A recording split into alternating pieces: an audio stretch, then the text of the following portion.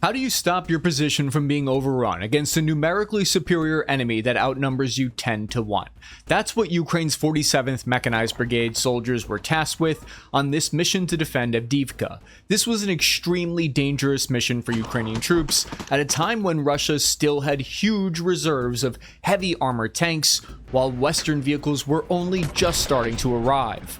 The infantry of the 47th have to face down a massive armored assault head on against them. So today, we've added to the raw combat footage with map animations of the battlefield to help show the kind of tactics and strategies that Ukrainian soldiers are deploying in order to better understand modern warfare. I'm Chris Cappy, former infantryman and war correspondent. Fire around at the subscribe button to get 3 rundowns each week.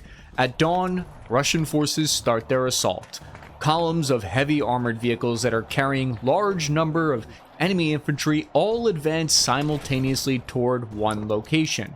Because they don't have much night vision, they choose this early morning hour to assault. You can see the Russian troops are pouring in, converging on the positions of the Ukrainian soldiers. The defenders include the 110th Mechanized Brigade, the separate Presidential Brigade, and the 47th themselves. The lead Russian tank has a plow fitted to the front of the vehicle, and it's paving a safe path through the minefield so that the rest of the Russian vehicles can follow on. You can see tracer rounds from the Russian vehicles' autocannon shells and giant explosions going off, showing just how much heavy firepower is getting thrown at that Ukrainian trench line in the tree line that you see there. The Russian troops are laying down this fire to try to cover their advance. Ukrainian troops fire back. You can see an anti-tank guided munition fly by the Russian column there. But that missile misses its target, and we'll see what the Ukrainians do next turns Russia's breakthrough into a deadly trap. Doing the research for these videos, as you can imagine, involves sifting through just a metric ton of biased sources. And that's why my team and I use ground news. I love that ground news gives me the key objective facts right up front, and with my Vantage plan, it tells me that the majority, 55% of the 36 sources on this story are all right-leaning, which means the left might have totally missed this story. It automatically identifies which sources are high in factuality so that I avoid fake news. It has awesome tools like this one that tells me which of these sources are owned by private equity so that I can avoid it because they're known for pushing profits over journalism. But my favorite thing is the Ground News app on my phone because it's the first thing that I open up in the morning with my coffee, and it's the last thing that I look out before I crash out for the night. This is the one place that you can go to actually have a homepage that shows you stories on both sides, the left and the right. I grew up like a lot of you guys with mainstream media talking heads just yelling at us, telling us what to think, which is why I'm excited to share an objective source with you. And we're offering you guys 40% off the same Vantage plan that my whole team uses here with our research. Just click my link in the description of the video down below, or go to groundnews.com/Cappy, or scan the QR code up here. If you want a better understanding of the world, just give ground news a shot. Then the Ukrainians launch cluster munitions that pepper the Russian advance but don't score any knockout blows, because those munitions are best for taking out infantry. There are multiple explosions 50 to 100 meters away from the Russian targets. The scale of this attack is just incredible. As the Russians breach the first defensive line, the infantry dismount here to try to clear the trench network. The Ukrainian 47th Infantry fall back and create local strongpoints to block the Russian infantry. These trenches are the main defense against the assault.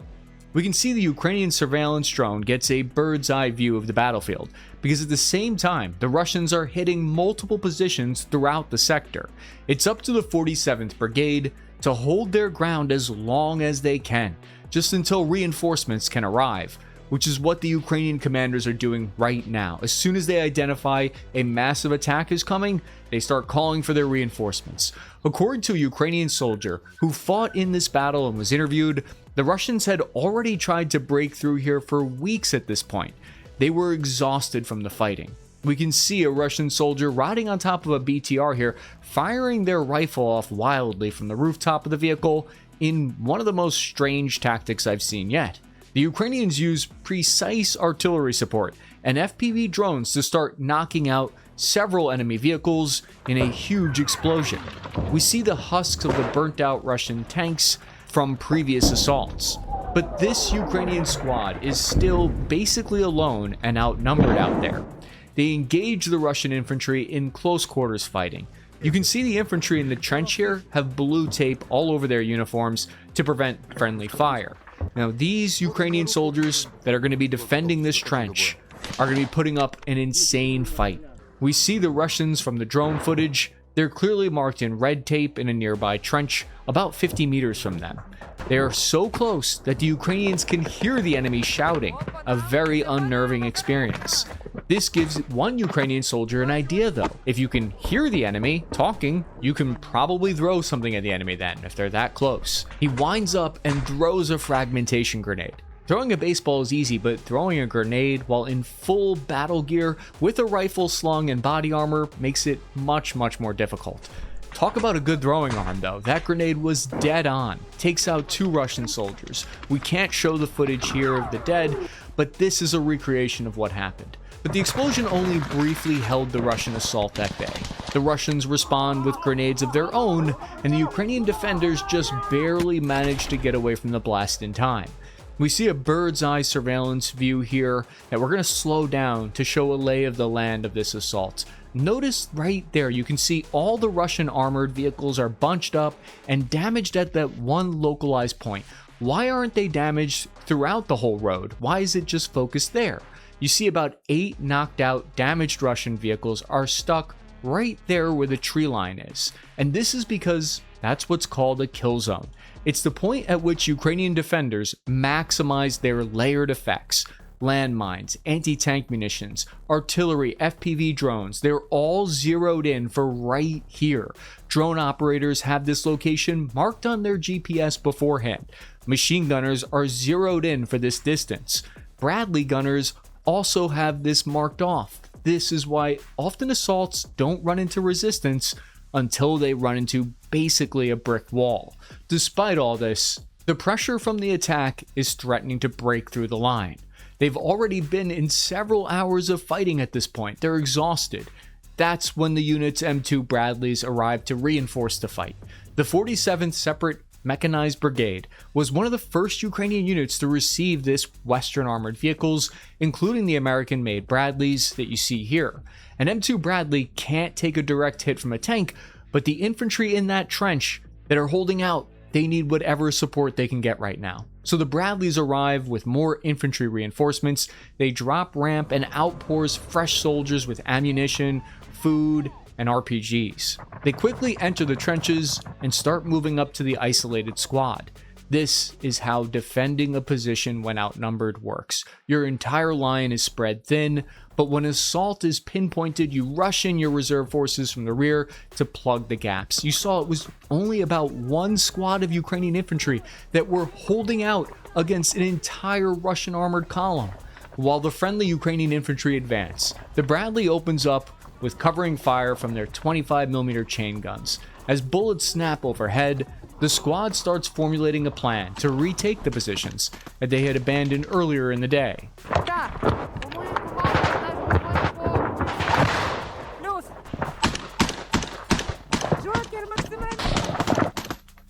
The squad's best grenadier thins out the Russians occupying those positions with some explosives. Who needs bomber drones when you have this guy?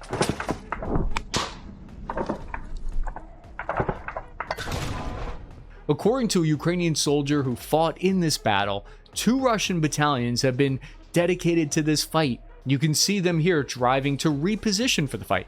What's going on here? Why are they doing that? Why are they changing direction and heading in opposite directions here?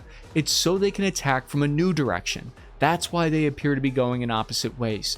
They found too much resistance in one way, so they're trying to attack from a different route where they hope there will be less Ukrainian resistance.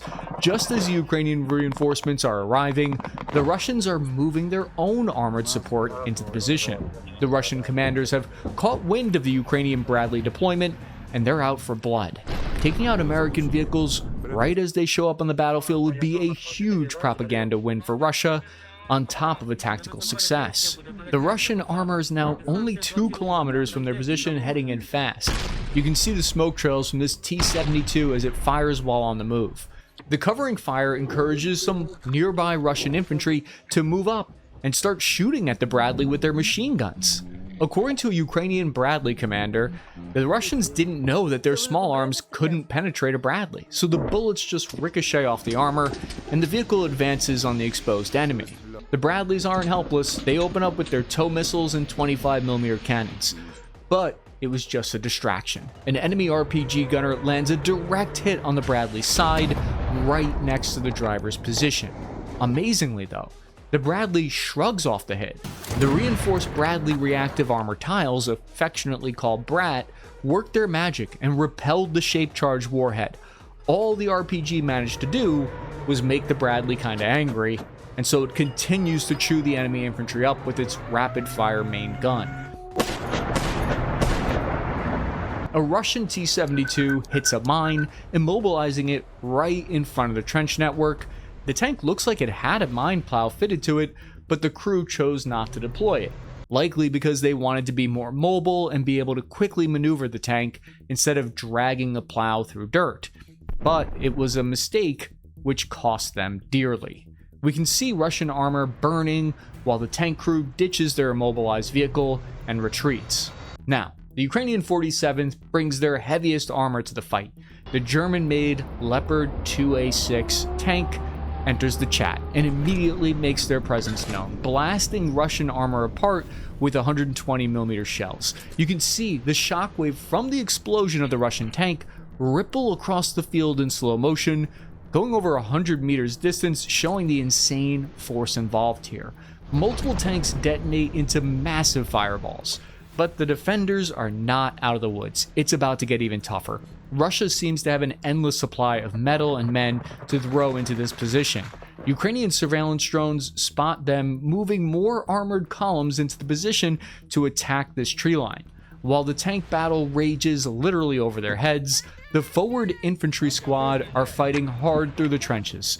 You can tell that they've been in the thick of it for a while, the way they're just throwing RPG rounds around casually on the ground like it's no big deal. One soldier takes aim with their anti-tank weapons. He exposes himself to take a shot at the tank. It's a direct hit. One infantryman knocks out a multi-million-dollar piece of machinery with some bravery and marksmanship. So the Ukrainians managed to hit that tank with the RPG, but they're forced back by heavy fire because that puts a red flag right on their position, draws all the fire on them. A massive wave of Russian reinforcements come. Russian infantry start pouring toward the trench line. They're storming in from all directions at this point. The Russians use a T-72 equipped with reinforced relic armor package to plow through the trees and reduce the available cover for the Ukrainian side. They're trying to get through that kill zone. As effective as the Bradleys and Leopards have been in the fight so far, there aren't enough of them. The Ukrainian 47th UAV Strike Company steps up to the plate with swarms of FPV drones. The drones slam into Russian positions. It's so brutal, we can't show the footage, but suffice it to say, multiple Russian infantry positions are taken out with these drones. It's one of the earlier examples in the war of this tactic being used to stop massive assaults. Despite heavy jamming from the Russian side, the drones managed to land hits on key enemy vehicles and infantry positions. Russian soldiers stand near their vehicles looking up at the sky, trying to hide. Some of the hits we can show on the armored vehicles and equipment. It's a devastating onslaught, and it represents one of the last weapons in their tool belt, one of their closest in systems to deploy in the last line before falling back. Whenever possible, the drone operators target either enemy tanks or transports with extra antennas that might be command vehicles. The vehicles trying to even make it to the kill zone now are starting to get tagged by drones.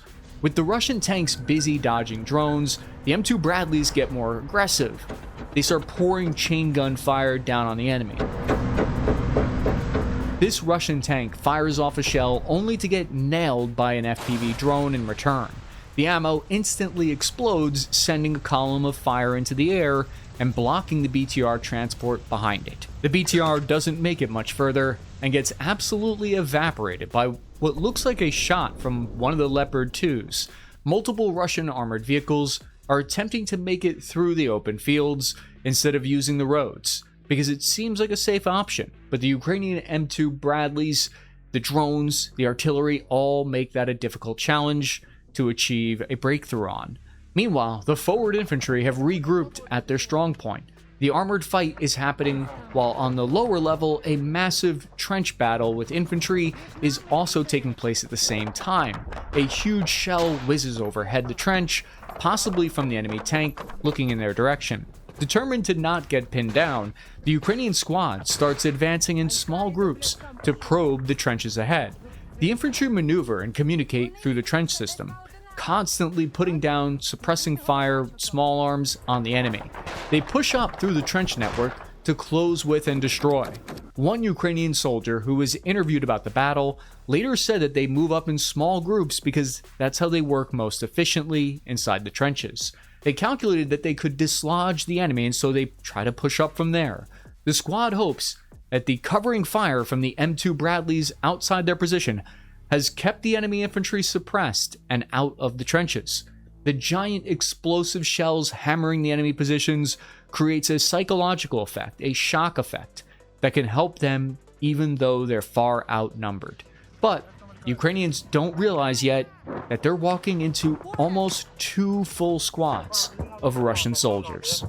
The team's forward scout, who's named Al-Qaeda, spots a cluster of enemy troops and asks for a grenade. They start rummaging through assault packs, everyone's searching for a grenade that they might have hidden away or forgotten about in their backpack, as one does. Al-Qaeda moves up to the most forward point in the trench, and it's a tense moment where he is at his most vulnerable. So he throws the grenade, and the grenade nails some exposed enemy infantry. But there's a penalty in return. The aggressive maneuver has attracted the attention of more Russian infantry. They push on Al-Qaeda's trench and throw grenades of their own. Several Ukrainian troops get injured in the exchange. One of the team members takes a hit just as he's returning to the strong point. The shot slipped past his body armor and hit just below his right armpit. The team gets to work treating the gunshot wound, but the team took a lot of casualties in the last salvo. Al-Qaeda seems to have suffered the worst, exposed out front as he was. The tourniquet on his leg indicates he has some pretty serious bleeding. The squad needs to clear him and other wounded out of the position, both for proper treatment and to avoid tripping over them during the rest of the fight. They radio for a medevac to get them to safety, but it's going to be a rough evacuation to get the wounded from this frontline trench. As explosions go off all around them, the team debates what to do next. Al-Qaeda offers to hold the position while the rest of the team moves out, but they're still surrounded by tanks, and there's nowhere to go. Over the radio, a plan to evacuate the wounded starts to take shape. The other infantry secure a side trench, while command uses an overhead drone to lead the Bradleys to the evac site. It's a gamble, since the enemy tanks are still out there, but it's the best chance they've got. Al-Qaeda's in a ton of pain, especially trying to walk with a tourniquet secured around his thigh. You can see him shaking from all of it, but he has to push through the agony and move if he's going to get to the Bradleys in time. He seems to resign himself to his fate and offers again to stay put and hide while the rest of the team moves out to safety. We can't see it, but I bet the grenade blast also rattled his skull around and he's dealing with a TBI, in addition to the injuries we can see. The squad do not want to leave a man behind, so they give Al-Qaeda smoke to help him rest and calm down his nerves, which is one of the kindest things you can do for an infantryman out in the field. While the M2 Bradleys get into position, they keep talking to him and encourage him to give it one last push. The friendly Leopard tanks lay down smoke grenades, covering at least one angle of the medevac from enemy fire. Al-Qaeda still can't stand on his injured leg, but dragging him by the vest seems to be working. Remember, he hasn't had a drop of painkillers and he's just raw dogging this entire experience. The Bradleys and Leopards work together, maneuvering to minimize exposure to the enemy Russian tanks that are still out there. Finally, they reach the evacuation point, and the squad rushes out of the trenches to load the wounded. It's a tense moment as the infantry are fully exposed while running to the vehicles. Against all odds, though, the Ukrainian squad manages to get the wounded, including Al-Qaeda, into the Bradley. With the wounded loaded up, the Bradley rushes back toward home base. Al-Qaeda really strained himself in the last push, and he isn't doing well, so he needs immediate medical attention. While the team transfers him from the Bradley to a waiting ambulance, the main battle tank Leopard are put back on the prowl.